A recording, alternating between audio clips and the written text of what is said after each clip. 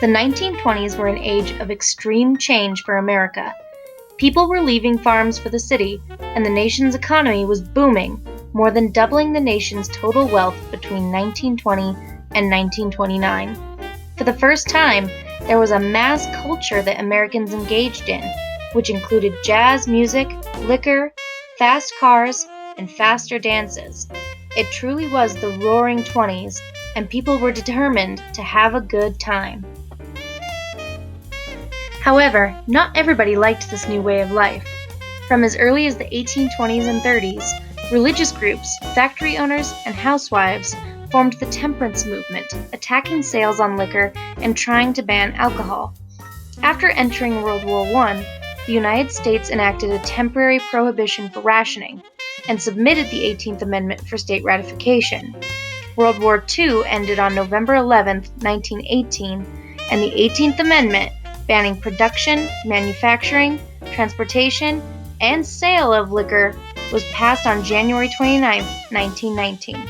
Prohibition had officially begun in the United States. There'll be no more scenes such as this. Barrel after barrel of prize whiskeys destroyed by government agents. It's going to be a cold winter for the barrel busters.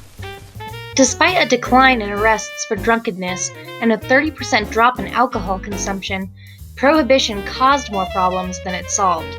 Federal and local governments struggled to enforce the amendment, and illegal manufacture called bootlegging took root.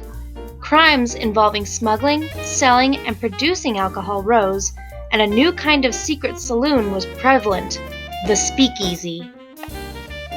Speakeasies were secret bars that often required a password to enter and were the beating heart of the anti-prohibition. They also offered dance floors, dining rooms, and secret tunnels in and out. Within the speakeasy, you might rub shoulders with workers, the upper class, and even mobsters. Al Capone allegedly earned up to $60 million annually from his own speakeasies and bootlegging operations. Support for Prohibition had weakened considerably by the end of the 1920s, and by the height of the Great Depression in 1932, creating jobs and money through repealing the 18th Amendment was looking very appealing.